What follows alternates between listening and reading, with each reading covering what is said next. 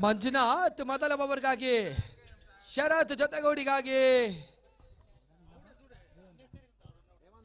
S ರಮಂತ ಮೊದಲ king pin ಆಟಗಾರರು. ಮೊದಲ ಓವರ್ ಆರಂಭ.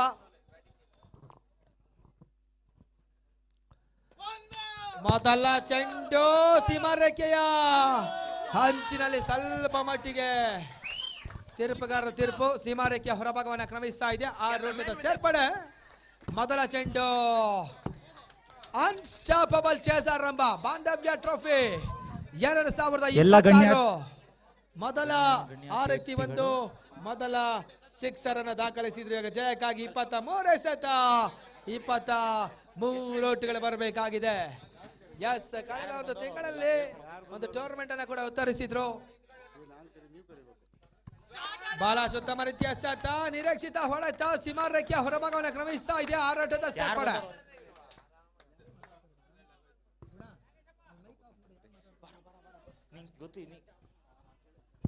ಹನ್ನೆರಡಕ್ಕೆ ಕ್ರಮಿಸ್ತಾ ಇದೆ. ಜಯಕ್ಕಾಗಿ 17 ಓಟುಗಳು ಬರಬೇಕಾಗಿದೆ.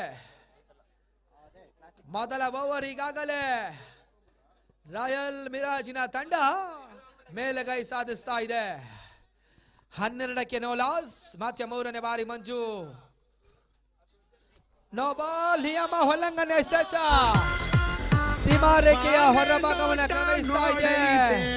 6 ಓಟದ ಸೇರ್ಪಡೆ. 19ಕ್ಕೆ ಕ್ರಮಿಸ್ತಾ ಇದೆ. ಜಯಕ್ಕಾಗಿ ಕೂಡ ಕೇವಲ 10 ಓಟುಗಳು ಬರಬೇಕಾಗಿದೆ. 22 ಎಸೆತ, 10 ಓಟುಗಳು ಮಾತ್ರ ಬರಬೇಕಾಗಿದೆ. ಎಸ್, ಇಮಿಡಿಯೇಟ್ ಮೋಡ ಕವಿತ ವಾತಾವರಣ ಈಗಾಗಲೇ ರಾಹುಲ್ ಅಣ್ಣ ಚೇಂಜ್ ಆಗ್ತಾ ಇದೆ. ರಾಹುಲ್ ಅಣ್ಣ ಸ್ಟೇಜ್ ಹತ್ರ ಬನ್ನಿ ಅಣ್ಣ. ಬಹಳಷ್ಟು ಉತ್ತಮ ರೀತಿಯ ಹೊಡೆತ, ಸೀಮಾರೇಖೆಯ ಹೊರಭಾಗವನ್ನು ಕ್ರಮಿಸ್ತಾ ಇದೆ. ಚೆಸ್ ಈಗ ಫೈನಲ್ ಪಂದ್ಯಾಟದ ಕೇವಲ 3 ಓಟುಗಳು ಮಾತ್ರ ಬರಬೇಕಾಗಿದೆ.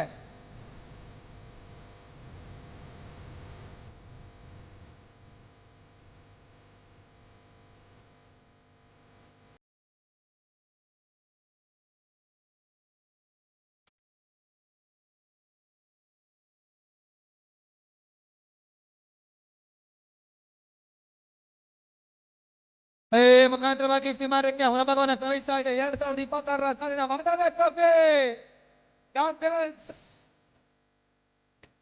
2026 ಸಾಲಿನ ಚಾಂಪಿಯನ್ಸ್ ಆದಂತ ಈ ಭಾಗದ ಒಂದು ಜನಪ್ರಿಯ ತಂಡ ರಾಯಲ್ ಮಿರಾಜಿನ ತಂಡ 50,000 ಮತ್ತು ಆಕರ್ಷಕ ಟ್ರೋಫಿನ ಪಡೆದುಕೊಂಡಿದ್ದಾರೆ. ದ್ವಿತೀಯ ಸ್ಥಾನಿ 25,000 ಮತ್ತು ಆಕರ್ಷಕ ಟ್ರೋಫಿ. ಸಂಚಯವಾಗಿ ಬಹಳಷ್ಟು ಅತ್ಯುತ್ತಮ ಆಟವನ್ನು ಕಸಿದರು. ಅಂತಿಮ ಹಂತದಲ್ಲಿ ಫೈನಲ್ ಪಂದ್ಯದಲ್ಲಿ ವಿಫಲರಾದರೂ ಕೂಡ